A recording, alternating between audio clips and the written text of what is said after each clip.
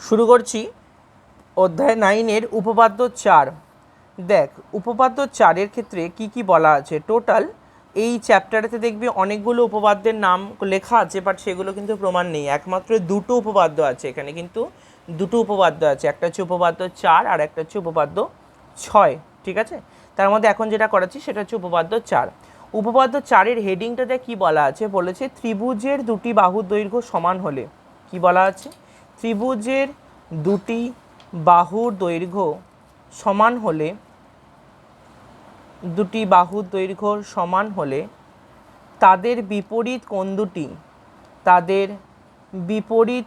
কোণ দুটি সমান হবে, এটা বলা আছে। ঠিক আছে, এর ঠিক বিপরীত উপপাদ্যটা আবার উপপাদ্য 6-তে আছে, যখন পড়বো তখন আমরা বলবো বিপরীত কোণ দুটি সমান হবে।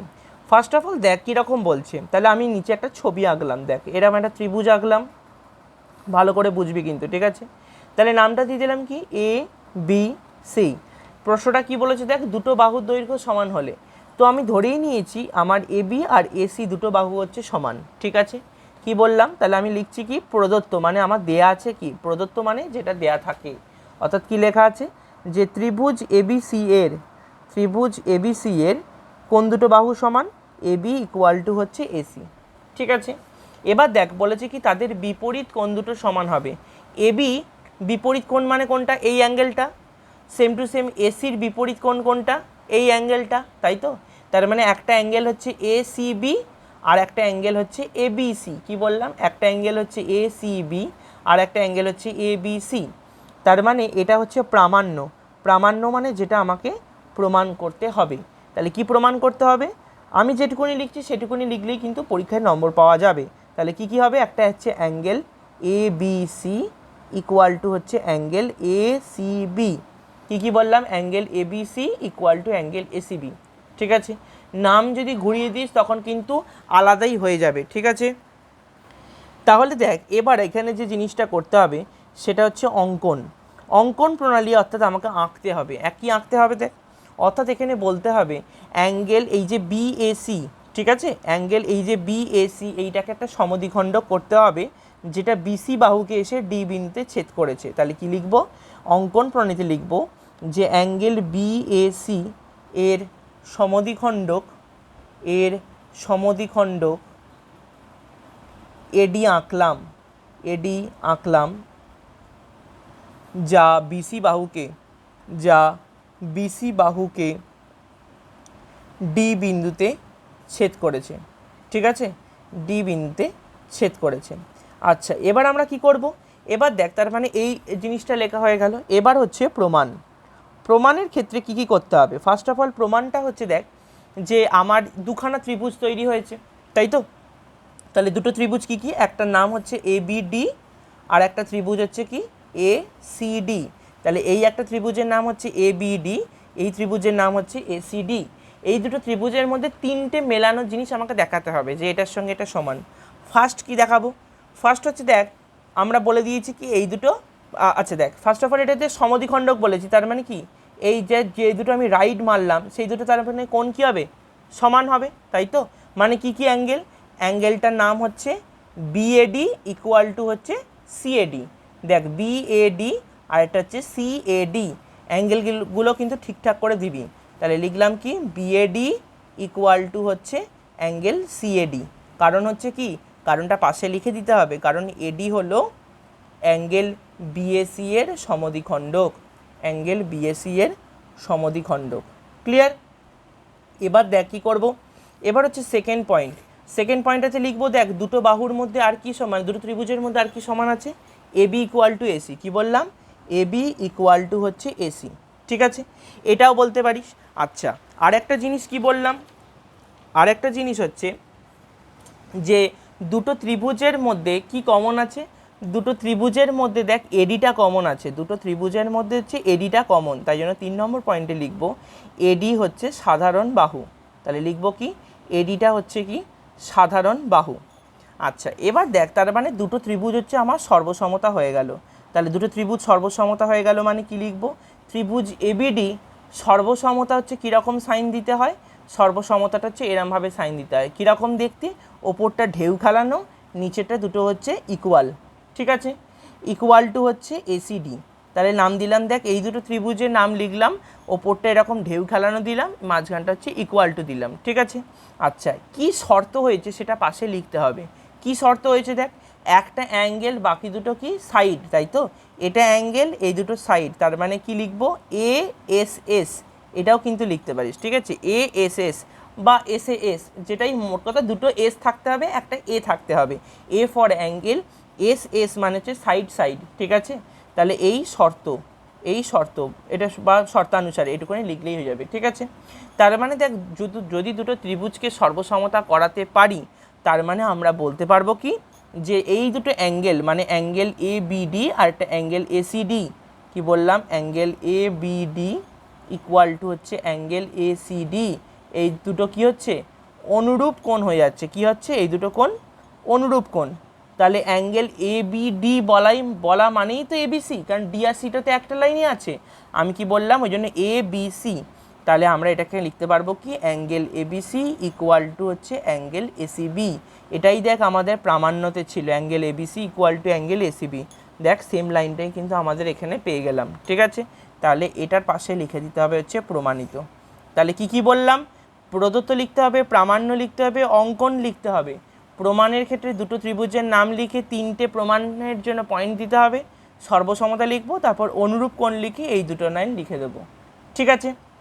এই সেম টু সেমভাবেই কিন্তু রয়েছে উপপাদ্য, কিন্তু 6 নম্বরেরটা কিন্তু সেম জিনিস, অর্থাৎ যে প্রমাণটা এখন করলাম তার ঠিক বিপরীত জিনিসটা আমরা এখন এখানে করব। এবার দেখ, আমরা শুরু করছি হচ্ছে উপপাদ্য 6 নম্বর। উপপাদ্য 6 নম্বরটার ক্ষেত্রে দেখ কী বলা আছে, অর্থাৎ আগের যেটা করলাম, আগেরটা কি বলা ছিল, যে কোনো দুটো বাহু সমান হলে কোণ দুটো সমান হবে, এখন তার ঠিক উল্টোটা করব। এখন লিখব, ত্রিভুজের দুটো কোণ সমান হলে ত্রিভুজের দুটো বাহু সমান হবে। অর্থাৎ কি লেখা থাকবে, যে ত্রিভুজের দুটি কোণের পরিমাপ সমান হলে, দুটি কোণের পরিমাপ সমান হলে তাদের বিপরীত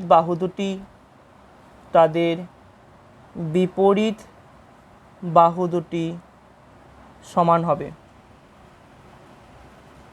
তাহলে এটা কি করে হবে, সেম টু সেমভাবে আমরা দেখ এখানে কিন্তু পেন দিয়ে আঁকছি, বাট স্কুলের পরীক্ষা কিন্তু এটা কিন্তু পেন্সিল দিয়ে করতে হবে। তাহলে সেম টু সেমভাবে আমরা কিন্তু একটা ত্রিভুজ আঁকলাম, ত্রিভুজটা আঁকার পর তাহলে নামটা দিয়ে দিলাম কি, এ বি সি, ঠিক আছে।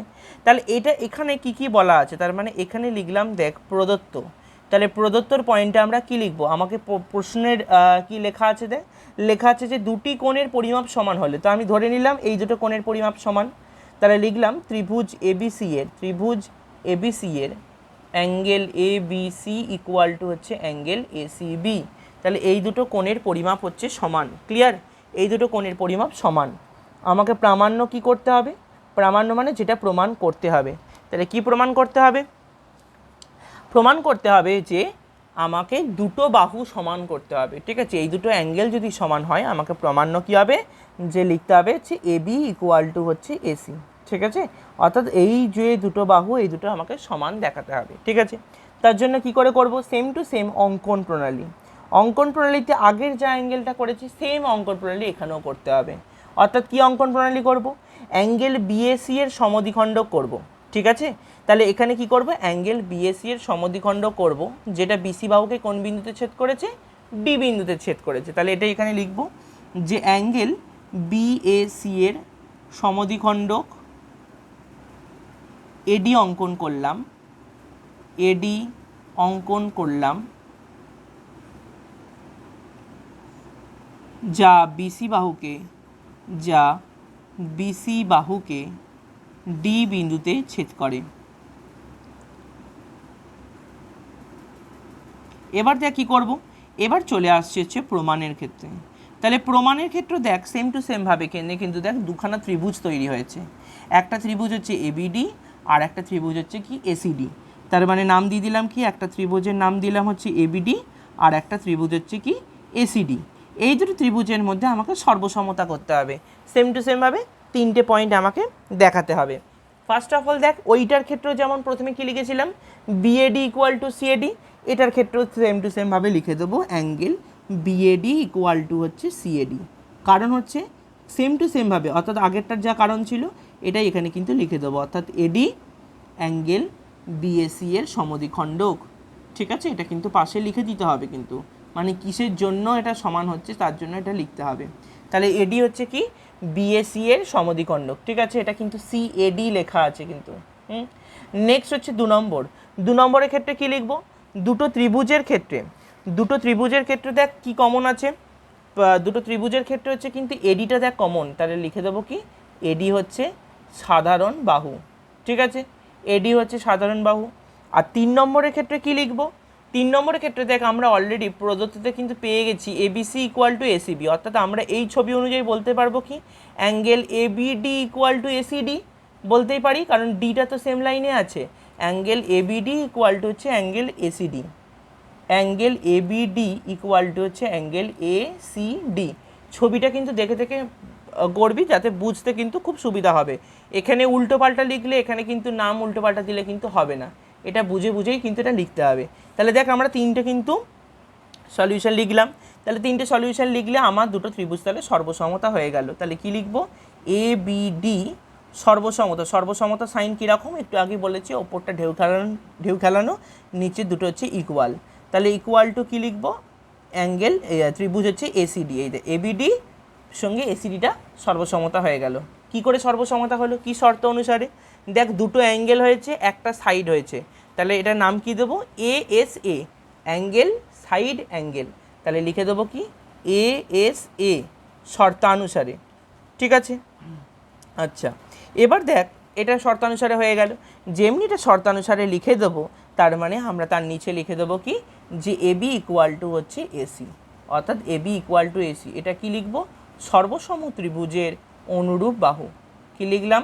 সর্বসম ত্রিভুজের অনুরূপ বাহু। তাই জন্য আর এটাই কিন্তু আমাকে প্রমাণ করতে বলেছে, দেখ ওপরে কিন্তু এটাই দেখ প্রামাণ্যতে কিন্তু এটাই লেখা আছে এবি ইকুয়াল টু এসি, তার মানে এটাই হয়ে গেল। তাহলে এর পাশে লিখে দিলাম হচ্ছে কি প্রমাণিত।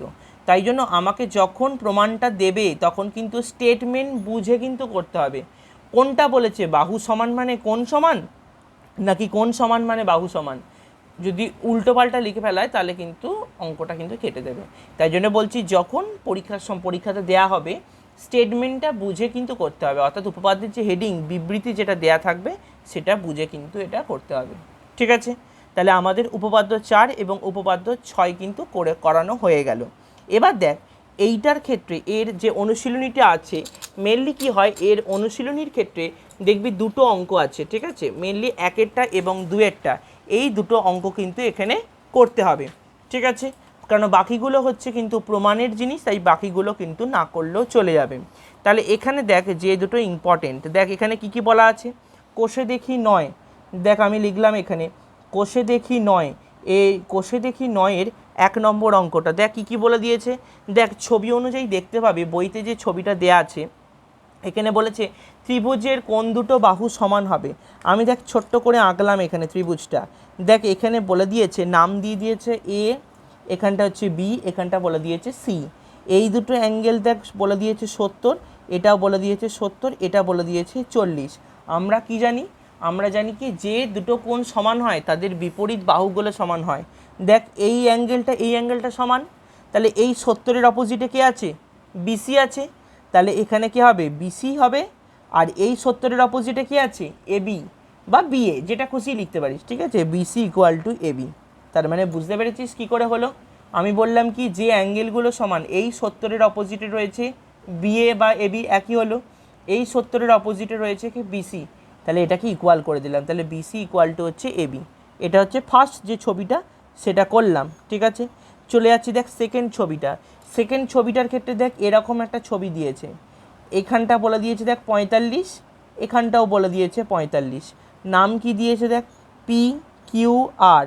তার মানে বুঝতেই পারছিস দেখ এই দুটো অ্যাঙ্গেল সমান, তাহলে এই 45-এর অপোজিটে কে আছে? এই বাহুটা আছে, মানে কে? P Q. আবার দেখ এই 45-এর অপোজিটে কে আছে? Q R.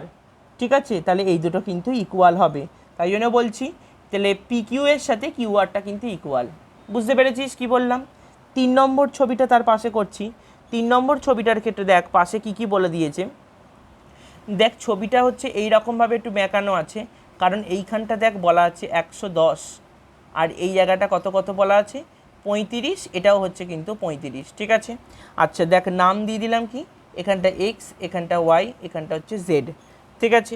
তার মানে দেখ কী বলেছে, অবভিয়াসলি বুঝতে পারছিস এইটা 35, এটা 35, তাহলে এই 35-এর অপোজিটে কে রয়েছে, এক্স ওয়াই, তাহলে নিচে লিখলাম এক্স ওয়াই, তার সাথে সমান কী হবে, এই 35-এর অপোজিটে কে আছে, এই 35-এর অপোজিটে আছে দেখ ওয়াই জেড, তাই তো, তাই জন্য এটার সঙ্গে এটা ওয়াই জেডটা ইকুয়াল হয়ে যাবে, ঠিক আছে। চলে যাচ্ছি পরবর্তী অঙ্ক 2-এরটা, এবং ওটাই কিন্তু লাস্ট অঙ্ক। তাহলে দেখ আমরা এবার করে নিচ্ছি 2 নম্বরের আঁকার যে ছবিটা। 2 নম্বর আঁকার ছবিটার ক্ষেত্রে দেখবি প্রথমে একটা ছবি দেওয়া আছে, এখানে বার করতে বলেছে কোন কোণগুলো সমান, কোন কোণগুলো সমান, অর্থাৎ এরকম একটা ত্রিভুজ দেওয়া আছে, এবং ত্রিভুজটার ক্ষেত্রে দেখ এটা বলা আছে 5, এটা বলা আছে 5, ঠিক আছে। নাম দিয়ে দিলাম হচ্ছে এ বি সি, এটা বইতে কিন্তু বলেই দিয়েছে। আমরা কি জানি, যে দুটো বাহু সমান হবে তাদের বিপরীত কোণগুলো সমান হবে, কি বললাম, যে দুটো বাহু সমান হবে তাদের বিপরীত কোণগুলো সমান হবে, অর্থাৎ দেখ এটা 5, এই 5-এর অপোজিটের কোণ কোনটা, এই অ্যাঙ্গেলটা, তাহলে এই অ্যাঙ্গেলটার নাম কি হবে এ সি বি, তাহলে আমি নামটা লিখলাম হচ্ছে কি অ্যাঙ্গেল এ সি বি। আবার সেম টু সেম দেখ এইটা 5 আছে, তো এই 5-এর অপোজিটের কোন অ্যাঙ্গেলটা আছে, এই অ্যাঙ্গেলটা, তাই তো, তাহলে নামটা কি হবে বিএসি, বা কেউ যদি সিএবি লিখেও ভুল কিছু নয়, ঠিক আছে। তাহলে নামটা কি হবে বিএসি, তাহলে এটার পাশাপাশি লিখে দিলাম কি অ্যাঙ্গেল হচ্ছে বিএসি, ক্লিয়ার। তাহলে এটা কিন্তু আমাদের 1 নম্বর ছবিটা হয়ে গেল, ঠিক আছে। বইতে কিন্তু 1 নম্বর দেওয়া নেই, আমরা একে নিয়ে করলাম। 2 নম্বর ছবিটার ক্ষেত্রে দেখ কী দেওয়া আছে, 2 নম্বর ছবিটার ক্ষেত্রে দেওয়া আছে, দেখ এরকম একটা ছবি দিয়ে দিয়েছে, নাম দিয়েছে হচ্ছে পি কিউ আর, এটার নাম দিয়েছে পি কিউ হচ্ছে আর, এখানে দেখ কী কী নাম দিয়েছে, এটা 8 সেমি, এটা 8 সেমি, এটা 7 সেমি। তার মানে আমরা কি জানি, যে বাহুগুলো সমান তাদের বিপরীত কোণগুলো সমান, তার মানে দেখ এই বাহুটা সমান, তাই তো 8 8, তাহলে 8-এর অপোজিটের কোণটা কোনটা, এই অ্যাঙ্গেলটা, মানে কি নাম পি কিউ আর, তাহলে লিখবো পাশে হচ্ছে পি কিউ আর। আবার সেম টু সেম দেখ এই 8-এর অপোজিটে কোন অ্যাঙ্গেলটা রয়েছে, এই অ্যাঙ্গেলটা রয়েছে, মানে নাম কি হবে পি আর কিউ, তাহলে এর পাশে লিখে দিলাম হচ্ছে কি অ্যাঙ্গেল পি আর কিউ, তার মানে এই দুটো অ্যাঙ্গেল কিন্তু সমান হচ্ছে, বুঝতে পেরেছিস। তাই জন্য বলছি সবসময় কিন্তু আগে মনে রাখতে হবে ছবিতে কি আছে, ছবিতে যেটা থাকবে সেই অনুযায়ী কিন্তু করতে হবে। তাই জন্য আমরা এই কোষে দেখি 9-এর 2টো অঙ্ক ছিল, এই 2টো অঙ্ক কিন্তু আমরা করিয়ে দিলাম, ঠিক আছে। তাহলে এই চ্যাপ্টারটা কিন্তু আমাদের অলরেডি শেষ হয়ে গেল। তাহলে এই চ্যাপ্টারের মধ্যে থাকছে 2টো উপপাদ্য এবং 1 এবং 2-এর অঙ্কটা, আর বাকি অঙ্কগুলো লাগবে না এই জন্যই, কারণ বাকি অঙ্কগুলো প্রমাণের সাপেক্ষে লাগে, তাই প্রমাণ যেহেতু প্রথম ইউনিট পরীক্ষা দেয় না, তাই জন্য আমরা এগুলো করালাম না।